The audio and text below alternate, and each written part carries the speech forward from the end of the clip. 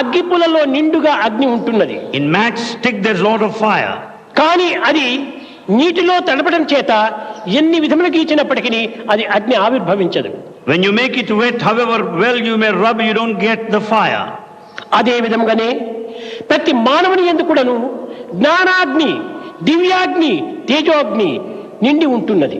Similarly, in every man there lies the fire of wisdom, there lies the fire of sacredness. కానీ అది ఎన్ని సాధనలు చేసినప్పటికీ, That in spite of all spiritual ఎంత practice, తపస్సు ఆచరించినప్పటికీ, in spite of penance, ఎన్ని సత్కర్మలు సల్పినప్పటికీ in spite of good actions, అది ఏమాత్రం మనకు గోచరం కావటం లేదు. we are not able to see it. సాక్షాత్కరించటం లేదు. We are not able to see it in form. కారణం ఏమిటి?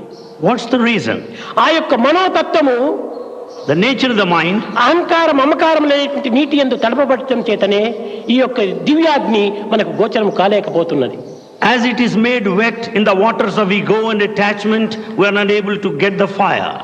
కనుక ఈ యొక్క అభిమాన మమకారం అనేటువంటి నీటితో తడిపినటువంటి యొక్క ఈ మనస్సును వైరాగ్యం అనేటువంటి యొక్క సూర్యరశ్మిలో విడిచినప్పుడే ఇది ప్రకాశవంతమైనటువంటి జీవితాన్ని అందిస్తుంది. When this is made wet because of attachment and also of that ego, when it is dried up in sunshine, you can get the fire.